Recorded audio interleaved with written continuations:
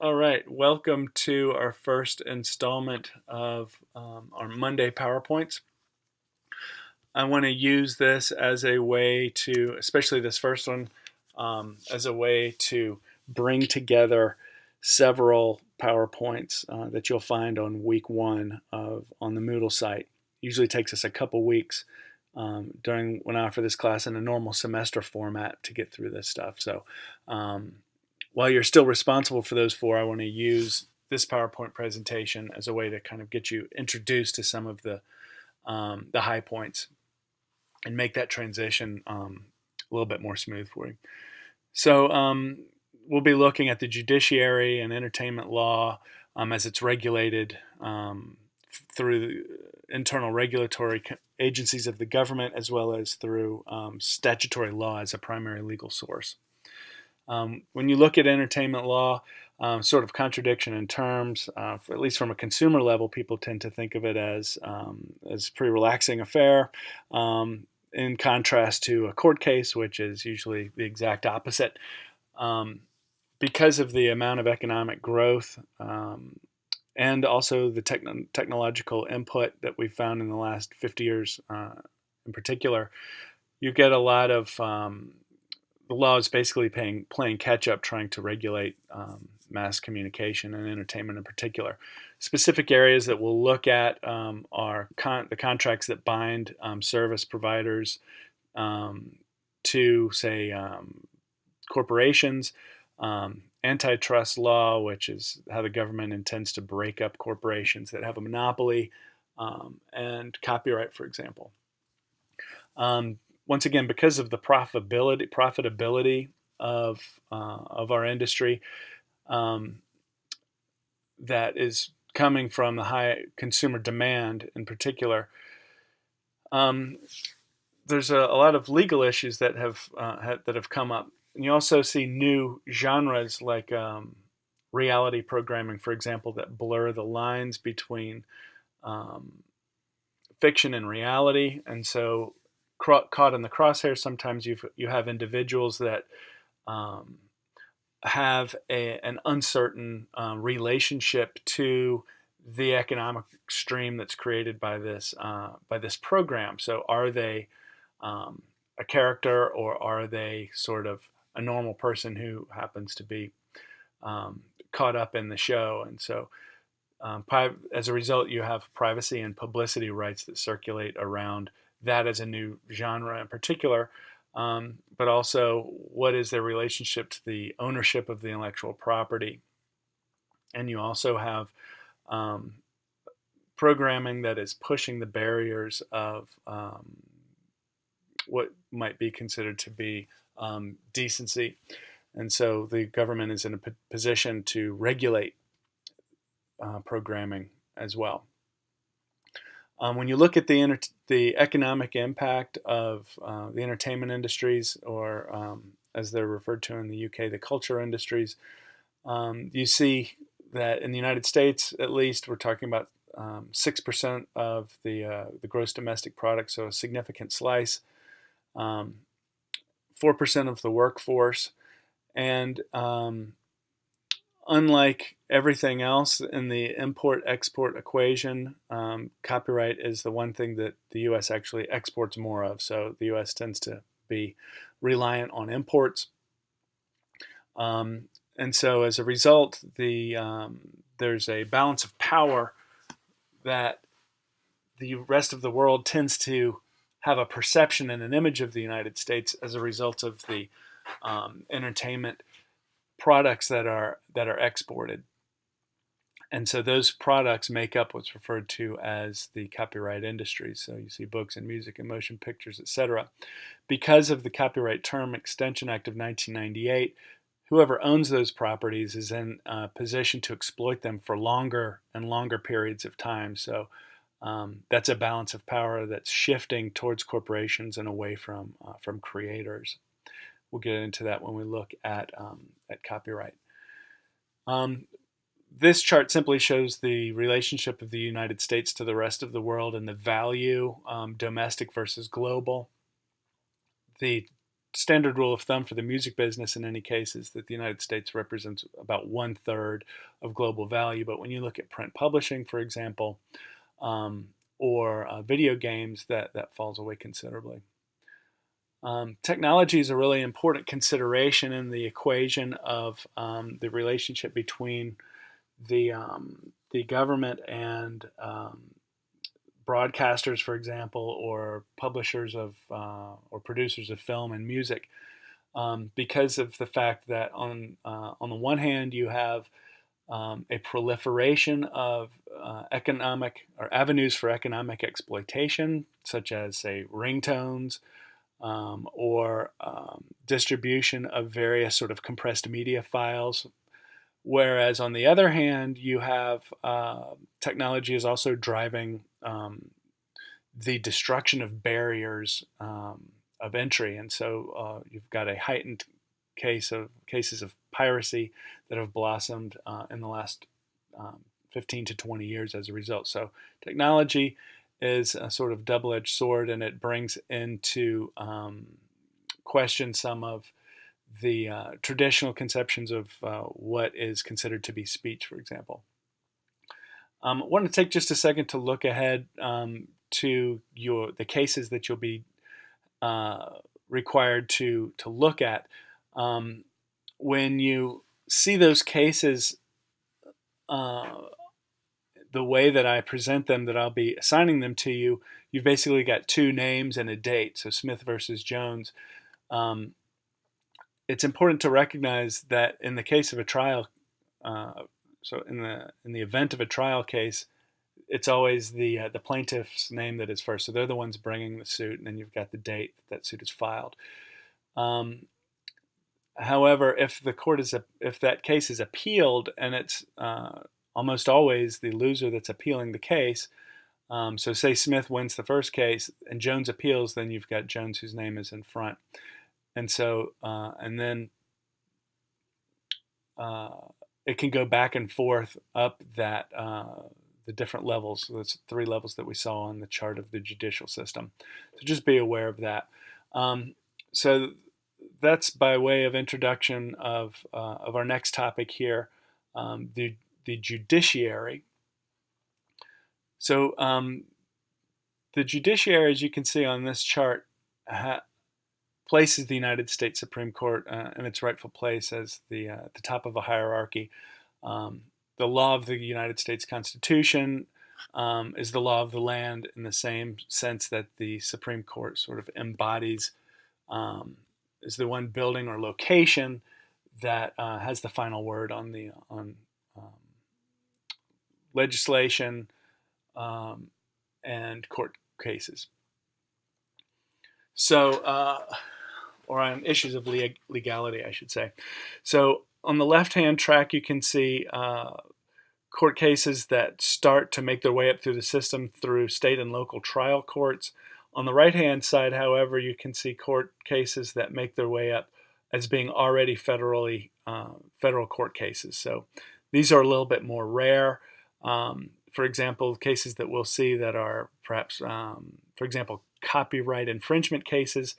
Copyright infringement is a federal statute, and so if that's broken, it's a federal case, and so it begins in a U.S. district court. Whereas most other cases come up through the state and local level, and then can go up to a state Supreme Court. And if the Supreme Court feels that they should be tried at that highest level, then the Supreme Court will call them up from there. We also saw the internal regulatory agencies like the FCC, if they bring suit or enter into a dispute and a law case begins, then you find that they also start on that right-hand track, so the federal system. And there's some others as well that we'll see. As far as judicial systems, the United States, every state and territory gets one, including the District of Columbia and the 3 U.S. territories there. All have to respond to the U.S. Constitution as the ultimate law of the land, but they also are counterbalancing to a certain extent. They all begin at least to assess legality by virtue of their state and territorial laws, so their local laws. Each of these systems consists of trial courts where the cases begin, and then appellate courts, as we saw on the left-hand side of the previous slide. Judicial review there simply, that's one of the vocabulary terms. The full list of vocabulary is at the beginning of each of the PowerPoints, the full PowerPoints on Moodle. As I mentioned, the trial courts are where the cases are typically going to begin.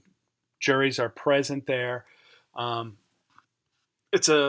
courts have a fact-finding orientation using presentation of evidence and witness testimony typically to establish the facts of a case. When you get to the appellate court, however, the basic structure changes, and so we're not looking to retry the case. That happens at the trial level. An appellate court will be deciding whether or not the case was tried properly on the trial level. And so there's no new introduction of facts, such as a witness testimony, for example. You just have the lawyers and the judge, and if you do have an introduction of new information, such as witness testimony or facts, appellate courts may remand the case back, or basically kick it back or send it back down to the trial level so that it can be tried again. But this is that's not an uncommon situation. What is uncommon is for them to actually throw the case out. So here in the appellate situation, you've got the lawyers for each side as well as the judge. So there's no jury present as you have in the trial court. And as I mentioned a second ago, if there are new witnesses that come forth that were previously unavailable or unknown to the court, appellate courts can remand, often will remand for that case back down for a retrial. The federal court system established in the U.S. Constitution, Article 3, Section 1, and they're interested in a very specific brand of cases. And so here are some examples of some of the cases. So if you've got one state versus another, there is no state court that will be fair and unbiased to both of those states. So the federal system is just that step above there. You also have ambassadors and foreign representatives, states against or cases against the United States government, constitutional issues, or perhaps there is a case at the state Supreme Court level that the Supreme Court feels that should be called up, and so that would be a national. That would be a sign that the Supreme Court feels that the issue that's at stake there at that state Supreme Court level has national implications, and so that would be another way that cases would cross over. In terms of mass communication, so the kinds of cases that are from our industry, so mass communication, mass media, and entertainment being an example, are going to typically circulate around copyright infringement, so borrowing or using another's work for profit when it doesn't belong to you. First Amendment issues are common in both entertainment and the broader sort of realm of mass media, so free speech, defamation, libel. Sixth Amendment issues, having the right to impartial jury when mass media is the very thing that is giving people biases a lot of times, so it's hard to find a jury that is impartial in certain high-profile cases. You can consider the example of a case that makes it to federal court where you've got a resident of Indiana feels that they've been libeled by a publication that's originating from Illinois. And so that would be a good example there. All of the federal courts have the district and appellate level, just like we saw on the trial side with the trial courts and then the state court of appeals going all the way to the state Supreme Court. The federal side, the district court does have jury trials, and you've got at least one in every state. Most states have multiple districts. So there's a district court map, but the details of that are beyond the purview of this class. So it doesn't exactly line up to the 54 judicial districts. There are many more district courts than there are judicial districts. Like we saw with the trial on the state side, there are no trial courts at the federal appeals level. These are called circuit courts. And so this is where, for example, the FCC case, or the internal regulatory agencies that deal with trade and communication regulation, will oftentimes come in at that level. So when we look a little bit more closely at that regulation, I want to concentrate on statutory law and the federal regulatory agencies that exercise and realize that regulation. So I wanted to take statutory law out of the conversation that you'll see in the more complete PowerPoint about legal sources, as in comparison to common law or constitutional law. Statutory law is the one legal source that is the most well suited for our current era, being a more modern era, because of the percent of growth in population. In other words, it's easier to institute sweeping change and to impact the behavior of a populace with this top-down method of passing legislation through the Congress and the Senate, than it is to take the process of common law, where you're looking at cases on an individual basis and in terms of precedent, and moving it up through a sort of bottom-up trajectory, and so it's just not as efficient. Common law isn't. Statutory law, of course, cannot violate the United States Constitution. It does, of course, prescribe a behavior for wide swaths of the populace, and it's so it's well suited to regulate mass communication and entertainment law, as opposed to those other legal sources. Administrative law is not necessarily a legal source. It's a means of regulating the certain aspects of the government. So here you've got these independent regulatory agencies like the FTC, FCC, and the ICC. A couple of those are going to be of particular interest to this class because of what it is exactly that they're regulating. So we'll look at those here. So the idea of internal regulation came about in the late 19th century with the growth of industry. The internal regulatory agencies all share three basic duties, namely to establish policy over certain areas of industrial growth, to provide sanctions in the case of industry, say large corporations that are acting in a way that will harm the sort of kind of holistic growth of industry itself. And there's also internal sort of judicial processes that are provided for by these federal internal regulatory guidelines. So the FCC can impose fines and can also hear initial cases before they start to move into the right-hand side of the judicial chart that's reserved for federal cases. We see that decisions are checked by judicial review. Regulated industries can appeal to the Court of Appeals, which is, of course, the circuit court, if they're displeased with that process.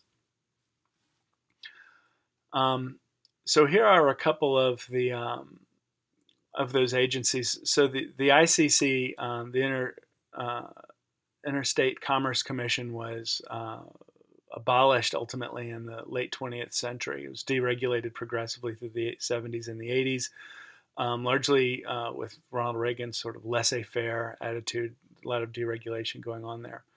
The FTC, however, does regulate misleading advertisements, and as a result has a lot of overlap with our class.